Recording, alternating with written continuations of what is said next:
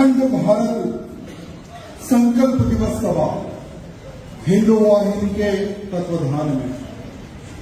सबको हिंदी ठीक है ना? ठीक है ना?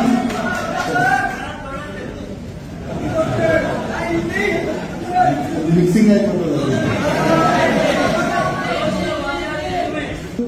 14 अगस्त है। आज ही के दिन भारत के दो टुकड़े हुए थे। एक बना पाकिस्तान, दूसरा बना हिंदुस्तान। लेकिन इससे पहले भी हमारे भारत के अनेकों टुकड़े हुए। खंड खंड भारत को खंडित कर दिया। खंडित हमारा भारत देश क्यों हुआ, उस पर सोचने समझने की आज आवश्यकता है कि हमारा भारत देश इतना बड़ा भारत देश था जिसमें कईयों देश आते थे। लेकिन हम हिंदुओं की कमजोरी के कारण और मुसलमानों की बढ़ती जनसंख्या के कारण हमारे भारत देश को अनेकों टुकड़े हुए। जहां जहां पर जिस कंट्री में, जिस देश में मुसलमानों की संख्या बढ़ी, वो राज्य, वो कंट्री बना, वो देश बना इस्लामिक। जैसे आप बैनर पर देख सकते हैं, कईयों देशों के नाम हैं, तारीख के साथ में नाम है, जो हमारे भारत से अलग हुए तो टुकड़ा इस्लामिक राष्ट्र बना। 1378 में हमारे भारत देश से एक टुकड़ा अलग हुआ, इस्लामिक राष्ट्र बना। कैसे? वहां पर हिंदुओं की संख्या कम होते गई और मुसलमानों की संख्या बढ़ते गई। जहां जहां पर मुसलमानों की संख्या बढ़ी, हिंदुओं पर हमला किया, मंदिरें तोड़े, हिंदुओं का धर्मांतरण किया। वो इस्लामिक राज्य बना ईरान। भारत देश से एक और टुकड़ा 1761 में हुआ, इस्लामिक राष्ट्र बना। उसका नाम है अफगानिस्तान, जिसे हम गंदार के नाम पे जानते थे। हम गंदार कहते थे उसको। उसका नामकरण बदल दिया गया, उसका नाम बदल दिया गया, अफगानिस्तान बना गया। वो भी एक इस्लामिक देश है। वहां पर भी हिंदुओं पर अत्याचार हुआ। 1947 में, आप लोगों को 1947 का अगर इतिहास जानना है तो YouTube पर आप सर्च कर सकते हैं। हमारा वो जो नेहरू था, वो समय पर नपुंसक प्रधानमंत्री, चाचा गांधी प्रधानमंत्री गुलाब बच्चू, वो एक प्रधानमंत्री की गलती की वजह से कईयों हिंदुओं को मार मार कर ट्रेन में भर भर के भेजा जा रहा था। कईयों हिंदुओं को, जहां देखो वहां पर हिंदुओं की लाशें, जहां देखो महिलाओं के साथ बलात्कार, जहां देखो वहां पर छोटे छोटे बच्चों को काट के फेंका जा रहा था। मरने वाला केवल हिंदू था। आज ही के दिन हमारे भारत देश से एक टुकड़ा अलग हुआ, एक बना हिंदुस्तान और एक बना पाकिस्तान। उसी प्रकार से 1971 में हमारा भारत देश से एक अंग अलग हुआ, वो बना बांग्लादेश। ये क्यों? ये क्या कारण थे? क्योंकि वो समय पर हम लोगों ने, जो हमारी विचारधारा थी, कईयों वर्षों से हमारी विचारधारा है कि हम तो सेकुलर है, हिंदू मुस्लिम भाई भाई। ये कारण से ही आज तक हम सर्वनाश हुए और आगे भी सर्वनाश होंगे।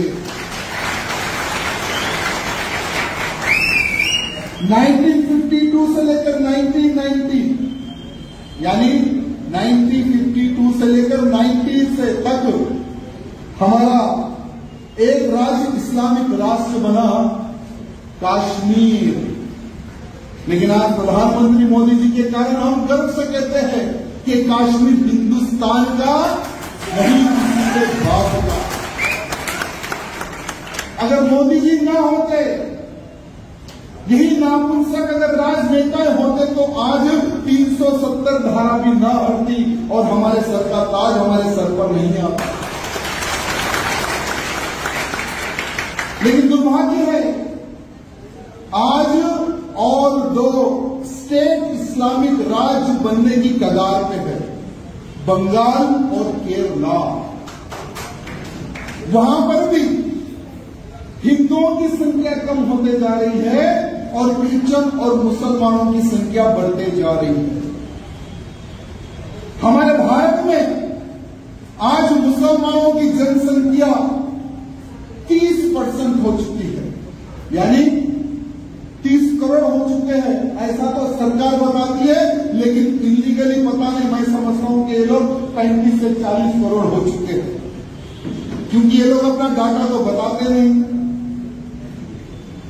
सही तरीके से अपना डाटा बताते नहीं, इसलिए इनकी जनसंख्या का सही आंकड़ा लगाना मुश्किल है। लेकिन आज की जो सरकार का जो सर्वे है, ये सरकार ये कहती है कि हमारे भारत देश में जो हमारे अच्छे मुसलमान भाई है वो 30 करोड़ पार कर चुके हैं। और इतिहास गवाह है कि जिस देश में अगर मुसलमानों की संख्या 30% हो गई, आने वाले 20 साल या 15 साल के अंदर वो राज्य, वो कंट्री इस्लामिक कंट्री बन जाएगा और इस्लामिक कंट्री के लिए ये लोग युद्ध छेड़ेंगे। और आज हम देख रहे हैं कि जहां देखो वहां पर हिंदुओं पर हमले हो रहे हैं, हिंदुओं पर अत्याचार हो रहा है, जहां पर हिंदू दुकान दिखी उस दुकान को जलाया जा रहा है। बंगाल में कब हिंदू बाहर निकलता है, वो सुरक्षित घर जाता या नहीं जाता, कोई गारंटी नहीं। बंगाल में हिंदू वाहिनी जैसे कई ऑर्गेनाइजेशन है जो हिंदू को बचाने के कार्य करते हैं, उनके अधिकारियों को मारा जाता है, कार्यकर्ताओं को मारा जाता है, बीजेपी के कार्यकर्ताओं को मारा जाता है, काटा जाता है, बमों से हमला किया जाता है, बमों से। केरला में भी वही परिस्थिति है। केरला में तो हिंदुओं को मार के एक थैले में बंदकर समुद्र में नमक के साथ बन के फेंका जाता है। आज की हिंदुओं की यह परिस्थिति है। हमारे हिंदुओं में एक बहुत बड़ी प्रॉब्लम है। हिंदुओं को जगाने के लिए इस प्रकार की मीटिंगें लगानी पड़ती है।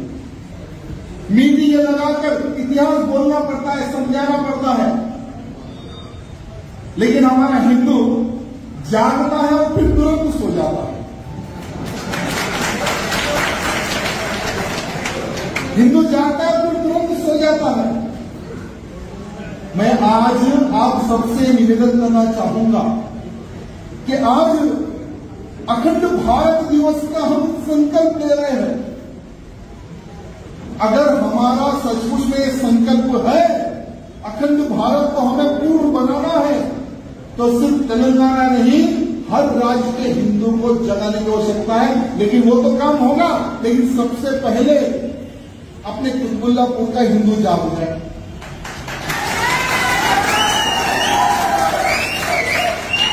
हमारे राजेंद्र जी से मैं पूछा, ये तो हमारे गुरु है, मेरे लिए भगवान है।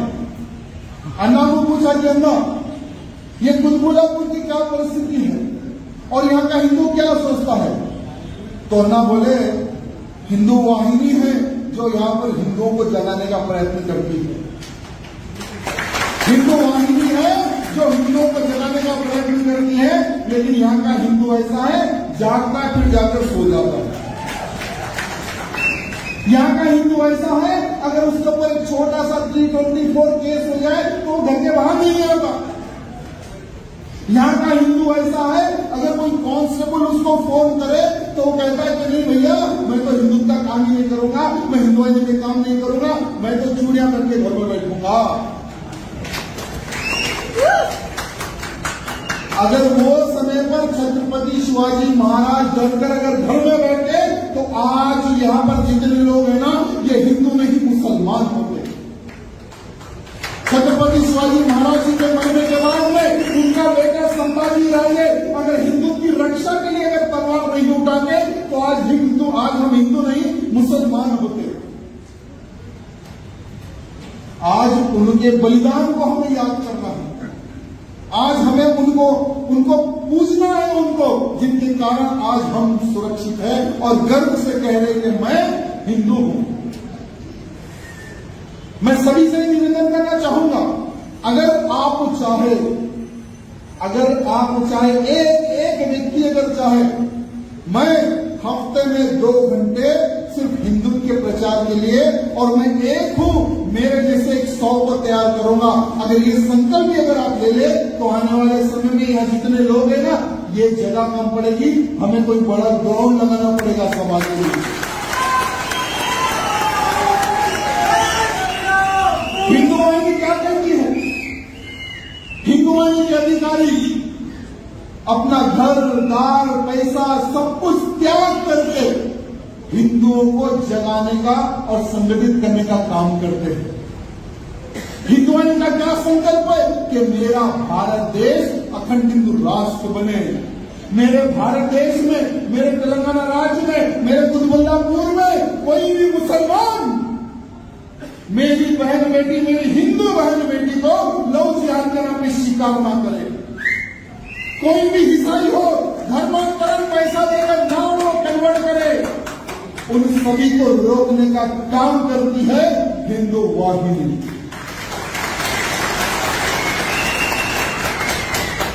अगर आपको हिंदुत्व का कार्य करना है, आने वाले समय में अपने बच्चे को अगर हिंदू रखना है तो आप पहले हिंदू वाहिनी से जुड़े। अपने क्षेत्र के लोगों को कहें कि हिंदू वाहिनी से जुड़े। ये हिंदू वाहिनी खुद के लिए काम नहीं करती है, तुम्हारे लिए काम करती है, क्योंकि तुम हिंदू बनते रहो, इसमें हिंदू वाहिनी कार्य करती है। आज हमारे तेलंगाना में राष्ट्रीय स्वयंसेवक संघ हो, विश्व हिंदू परिषद हो, हिंदू वाहिनी हो, ऐसे अनेकों प्रकार के ऑर्गेनाइजेशन है जो अपने प्राण हाथ में रखकर हिंदुत्व को बचाने का कार्य करते हैं। हिंदुत्व को आपने कुछ दिन पहले देखा होगा, नुपुर शर्मा नाम की एक प्रवक्ता बीजेपी की, उन्होंने उन्हीं की किताब में उनके पैगंबर के बारे में लिखा हुआ था। नुपुर शर्मा ने प्रेस में बोल दिया। बोलने के बाद में नुपुर शर्मा को समर्थन एक राजस्थान में एक टेलरिंग का काम करने वाला किया, उस टेलरिंग वाले का गला काट दिया गया, बाज़ाब्ता वीडियो बनाया गया, वीडियो वायरल किया गया। यानी आज का जो आतंकवादी मुसलमान है हिंदुओं को मारने के लिए खड़ा हो चुका है। और 2 कार्यकर्ताओं ने कर्नाटक में नुपुर शर्मा का समर्थन किया। समर्थन माने ऐसा नहीं कि हम नुपुर शर्मा तुम्हारे साथ है, सिर्फ उसके पोस्ट को फेसबुक में कॉपी किया। एक कार्यकर्ता को कुल्हाड़ियों से काट दिया गया, दूसरे कार्यकर्ता का भी गला काट दिया। यानी आने वाले समय में एक ऐसा माहौल पैदा होगा, अगर आप तिलक लगाओगे तो आपकी गर्दन नहीं रहेगी। ये आने वाला समय ऐसा उस प्रकार से बन जाएगा। अगर आपको जिंदा रहना है, अगर हिंदुत्व को जिंदा रखना है तो हाथ ऐसा नहीं, हाथ को ऐसा तो ऐसा। संगठन में शक्ति है, ये सिर्फ स्लोगन नहीं। एक बार संगठन के बारे में विचार करो, सोचो, फिर देखो कोई भी आतंकवादी सोच रखने वाला मुसलमान हिंदुओं के नजदीक नहीं आएगा। ये बात ध्यान रखना। साथ ही साथ मैं खास करके नौजवानों से ये निवेदन करना चाहूंगा, आज का नौजवान, आज का हिंदू नौजवान एक टाइम पास हिंदू नौजवान बन चुका। सवेरे गुड मॉर्निंग लेट, शाम में गुड नाइट लेट। जब से सवेरे से लेकर शाम तक अगर वो कुछ कार्य करता है तो चलो कार्य करता है, उसके बाद में व्हाट्सएप या फेसबुक या यूट्यूब पे लग जाता है। चलो कोई बात नहीं, व्हाट्सएप फेसबुक यूट्यूब पर करो, लेकिन कुछ ऐसी चीज देखो जिससे आपको ज्ञान मिले, जिससे आपको शक्ति मिले। क्या हम आपके नौकर हैं? बताइए, हमें क्या पड़ी जो गोशामेल से आकर यहां कुतुबुल्लापुर में आके मैं आपको हाथ जोड़ने की क्या पड़ी? क्योंकि कल का भविष्य हमें पता है, आप लोगों का भविष्य हमें पता है। हम नहीं चाहते कि आप मर जाए। आपको कोई मुसलमान जो आतंकवादी सोच रखने वाला कोई आके आपको मार दे, हम नहीं चाहते। आप जिंदा रहना है, आपका परिवार जिंदा रहना है, आपका परिवार सुरक्षित रहना है। आने वाले समय में भारत देश एक अखंडित राष्ट्र बनना है, ये हमारा संकल्प है। क्या इस संकल्प को पूरा करने के लिए क्या आप लोग साथ नहीं देंगे? क्या आपकी खुद की रक्षा के लिए क्या आप साथ नहीं देंगे? अगर आपको जीवन में कुछ करना है तो हफ्ते में सिर्फ 2 घंटे निकालो, ओनली फॉर 2 hours। ఇవాళ సండే ఉంది కదా, ఏం చేస్తున్నారు? ఇవాళ పొద్దుగాల నుంచి ఇప్పటి వరకు ఏం చేస్తున్నారు? పొద్దుగాల లేచినాం, ఇవాళ సండే రాబోయే ఫస్ట్ మండి పోదాం, ఫస్ట్ కొట్టిద్దాం, తెచ్చిద్దాం, ఫ్రై చేద్దాం, తిందాం, దాని తర్వాత మీటింగ్ ఉంది, టైం ఉంటే పోదాం, లేకపోతే చూద్దాం। మీటింగ్ ఉంది, పోదాం లేకపోతే చూద్దాం। అరే వాళ్ళు పోతారా భయ్, హిందువుని వాళ్ళు పోతారు, బీజేపీ వాళ్ళు మనకేంది, మనం నడు సినిమా వెళ్దాం। అరే ఒక కొత్త సినిమా వచ్చిందంత లాల్ సింగ్ చెడ్డా, పోయి చూద్దాం। కానీ వాళ్ళకి తెలియదు కదా, లాల్ సింగ్ చెడ్డా చెడ్డి ఇరిగిపోయింది। हिंदुओं से जो टकराएगा वो मिट्टी में मिल जाएगा। आज आमिर खान की वही परिस्थिति हुई। आमिर खान ने पी के पिक्चर निकाला, कोई गम नहीं। आप किस प्रकार की पिक्चर निकालते हो निकालो, हमें कोई गम नहीं।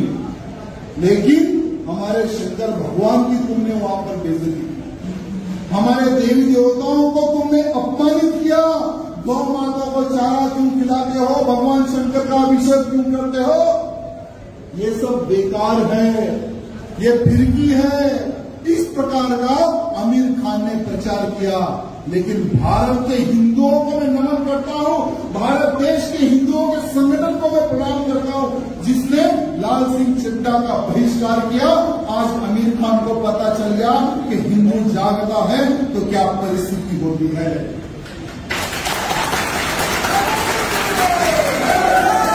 इसलिए आप सबसे निवेदन है कि आज जागने की आवश्यकता है, हमारे लिए नहीं, खुद के परिवार के लिए, खुद के बच्चों के लिए जागो। मैं आपको कहना चाहूंगा, वैसे तो मैंने आपको इतिहास बताया, लेकिन जो इतिहास आपको याद है मैं वहां ले जाना चाहूंगा। 2014 से पहले हिंदू एक डर में जीता था, डर में।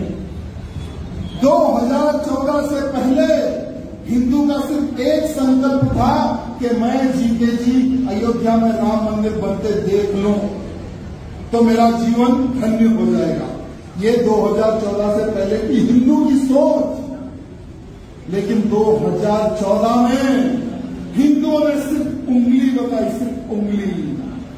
हिंदुओं ने सिर्फ उंगली बताई, भारत देश का भविष्य बदल गया।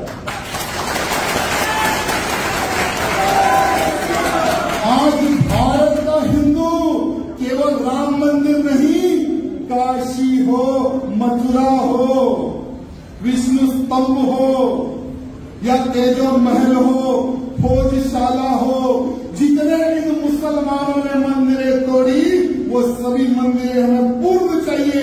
ये डंडे की चोट पे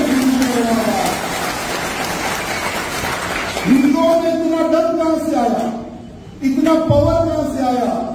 ये राजनीति मंच नहीं है, लेकिन मैं 2 नाम को कहूंगा, हिंदुओं में आज दम आया, मोदी जी और योगी जी।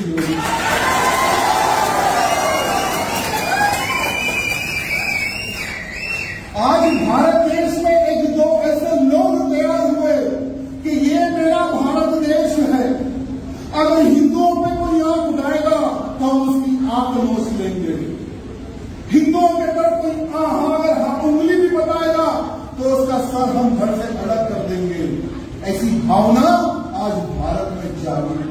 जब वो लोग हिंदुत्व के प्रति कार्य कर सकते हैं, एक नए देश का निर्माण कर सकते हैं, तो मेरे भाइयों, मेरे कुतुबुल्लापुर के मेरे बंधुओं, ये कुतुबुल्लापुर नाम मुझे पसंद नहीं आता। आने वाले समय में तेलंगाना में अगर सत्ता परिवर्तन होगा तो ये कुतुबुल्लापुर हो या निजामाबाद हो या करीमनगर हो या हैदराबाद हो, सबको मिला देंगे। लेकिन बिना आपके आशीर्वाद से, बिना आपके सहयोग से, बिना आपके 2 घंटे से कुछ नहीं होगा। अगर आप 2 घंटे देंगे हमारे लिए, फिर से और आपके लिए, सिर्फ 2 घंटे आपकी कॉलोनी हो, एक बार ऐसा राउंड मारिए, हिंदू वाहिनी के बारे में बोलिए। हिंदू वाहिनी ఒక మంచి ఆర్గనైజేషన్, మన గురించి ఆర్గనైజేషన్ కొట్లాడుతుంది, మన హిందూ సమాజాన్ని కాపాడడానికి హిందూ వాహిని ఆర్గనైజేషన్ కొట్లాడుతుంది. నడవండి, హిందూ వాహినిలో పోదాం, మనం జాయిన్ అవుదాం. ఆ సభ్యంగా మనం చూసిన బీజేపీ లాగా కాదు, ఇది సపరేట్ ఉండదు. రాజకీయానికి దీనికి ఏం సంబంధం ఉండదు. హిందూ వాహిని వాళ్ళు అన్ని పార్టీ వాళ్ళకి పిలుస్తారు, కానీ దురదృష్టం వాళ్ళు రాదు, వేరే రాదు కదా. అరే ఇది హిందూ ఏంటంటే, హిందూ అంటే బీజేపీ కనపడుతుంది, వాళ్ళు వేరే పార్టీ కనపడదు. కానీ నేను ప్రతి ఒక్క మీటింగ్ లో ఒక మాట చెప్తా, రాజకీయం వేరేది, ధర్మం వేరేది. ఇవాళ టీఆర్ఎస్ లో కూడా హిందువులు ఉండొచ్చు, కాంగ్రెస్ లో కూడా హిందువులు ఉన్నాయి కదా. మళ్ళా లవ్ జిహాద్ గురించి ఎందుకు మాట్లాడతాము, కన్వర్షన్ గురించి ఎందుకు మాట్లాడాలి, వాళ్ళు కూడా మాట్లాడాలి. నేను రిక్వెస్ట్ చేస్తుంది అందరికీ, ధర్మ సేవ, ధర్మాన్ని కాపాడే బాధ్యత అందరిది ఉంది. అందరు కూడా కాపాడాలని నేను అందరు కూడా రిక్వెస్ట్ చేస్తున్నాను. కానీ వాళ్ళు లాస్ట్ కి నేను ఒక్క రిక్వెస్ట్ చేస్తున్నాను, అందరికీ దండం పెట్టి రిక్వెస్ట్ చేస్తున్నాను. వచ్చే సమయంలో నాకు ఒక రిపోర్ట్ ఇవ్వాలని నేను అడుగుతా. మీరేం చేసిన రండి, నేను ఒక మీటింగ్ చేసిన కదా, మీకు ఒక పని ఇచ్చిపోయినా కదా, ఆ పని మీరు చేసినారు కదా అని అడుగుతా. మీరు గౌరవంలో చెప్పాలి అన్నా, మీరు ఆ సమయంలో చెప్పినారు. చూడండి, నేను ఇన్ని కాలనీ తిరిగినా, ఇన్ని బస్తీ తిరిగినా, ఇంత యూత్ ని ధర్మ రక్షణ గురించి నేను తయారు చేసిన, ఇది చూడండి లిస్ట్, కాంటాక్ట్ నంబర్ సహా. అదేవిధంగా ఇవాళ మన హిందువులు కొద్ది తప్పుడు అలవాటుకి పడుతున్నారు. जो गलत अगर शौक में अगर हमारा हिंदू रहेगा तो खुद की रक्षा नहीं कर सकेगा, परिवार को बहुत दूर की बात है. इसलिए शराब हो, जुआ हो, गुटखा हो, ये 3 चीज का त्याग करना है. मैं हर हिंदू से रिक्वेस्ट करता हूं, अगर कोई भी व्यक्ति में अगर ये 3 चीज रहती है ना, वो खुद की रक्षा नहीं कर सकता, तो क्या परिवार की रक्षा करेगा, तो क्या हिंदू की रक्षा करेगा. और हमें ये 3 जिसको याद होती है, ऐसा हिंदू हमें नहीं चाहिए. ऐसा हिंदू हमें नहीं चाहिए जो शराब पीकर इधर उधर गिरते पड़ता है, जो जुआ खेलता है, जो गलत चीज खाता है. ऐसा हिंदू हमें नहीं चाहिए. ऐसे हिंदुओं से कुछ नहीं होगा. अरे वो खुद की रक्षा नहीं कर सकेगा तो क्या हिंदू की रक्षा करेगा, आप बताइए, कर सकेगा क्या. इसलिए आज एक షడ్యంత్ర कर रहे. अरे బోనాలు ఉత్సవం వస్తుంది, బోనాలంటే తాగాలే ఆడాలే, ఇది ఉందా సిస్టమ్ చెప్పండి. కొంతమంది బుద్ధి లేని వాళ్ళు చెప్తారు, బోనాలంటే తాగాలే ఆడాలే. తప్పు ఇది. బోనాలంటే అమ్మవారికి మొక్కాలి, మంచి వర్షం పడాలి, పొలాలు మంచి కావాలి, మనమందరం మంచి కావాలి, రోగాలు రాకూడదు అని ఆ అమ్మవారికి మనం మొక్కాలి. అమ్మవారి ఆశీర్వాదం ఉంటుంది. ఇది బోనాలు. కానీ బోనాల రూపమే మొత్తం చేంజ్ చేసినారు. బోనాలంటే ఒక యూత్ ఉంటది, ఒక ఏమంటారు దాన్ని, పెద్ద పెద్ద ఈ బాటిల్ ఉంటది, అది వైన్ షాప్ వెళ్ళాలి, తీసుకొని రావాలి, ఒక కాలం నుంచి హిందూ యూత్ ని తీసుకొని రావాలి, వాళ్ళకి తాగపియాలి, డ్యాన్స్ చేయాలి, మళ్ళా వాళ్ళు కింద పడి ఎక్కడ పడి యాక్సిడెంట్ అయ్యి చనిపోతారు, కాలిపోతుంది, ఏదో పోతుంది కదా. ఇది బోనాలు. ఇది ఒక పెద్ద కుట్ర. ఇది దీనికి అర్థం చేసుకోండి. ఇవాళ కొంతమంది ఉన్నారు, ఆ లైన్ లో మీరు పోతే మీ ఫ్యామిలీ సర్వనాశనం అనుకోని చాలా మందిని చూసినా నేను. దుల్పేట అంటే మీకు తెలుసు కదా, ఒకప్పుడు దుల్పేటలో చాలా పెద్ద గుడంబ బిజినెస్ అయింది. అక్కడ మేము చాలా మందిని చూసినాం. అందుకోసం ధర్మ రక్షణ, దేశ రక్షణ, సమాజ రక్షణ కావాలంటే మీరు గట్టి కావాలి. నేను చూస్తున్నా ఒక కార్యక్రమాలు నాకు బయట దొరికింది. చూస్తే ఇట్లా ఉన్నాడు ఆయన పంకలాగా. ఆయన మాంసమే లేదు శరీరంలో. అన్నా నేను గర్వం నుంచి కొట్లాడుతా అంటే, అరే పెద్ద గాలి వస్తే నువ్వు పోతావు, ఏదైనా పట్టుకోవాలి, ఏదైనా స్తంభం పట్టుకో, గాలి వస్తుంది పోతే కష్టమని చెప్పాను. అంటే ప్రతి ఒక్క హిందూ జిమ్కి వెళ్ళండి, వైన్ శాలకి వెళ్ళండి. ఇవాళ మేము దాదాపు 44 ఏజ్ మాది. కానీ ఇవాళ మేము ఎట్లాంటి ఆలోచన పెట్టుకున్నామంటే, శత్రువు మన ముందు ఉండడు, మన పైన అటాక్ చేస్తాడు. ఆయన అటాక్ చేసే సమయంలో వేరే వచ్చి నాకు కాపాడతారు, అది ఆలోచన పెట్టకూడదు. ఆయన వస్తే నా తల నేను నడుపుతా, ఆ బలం మీద పెంచుతా ఆలోచన. ఇప్పుడు మునవర్ ఫారూక్ ఒక లంజ కొడుకు వస్తుంది.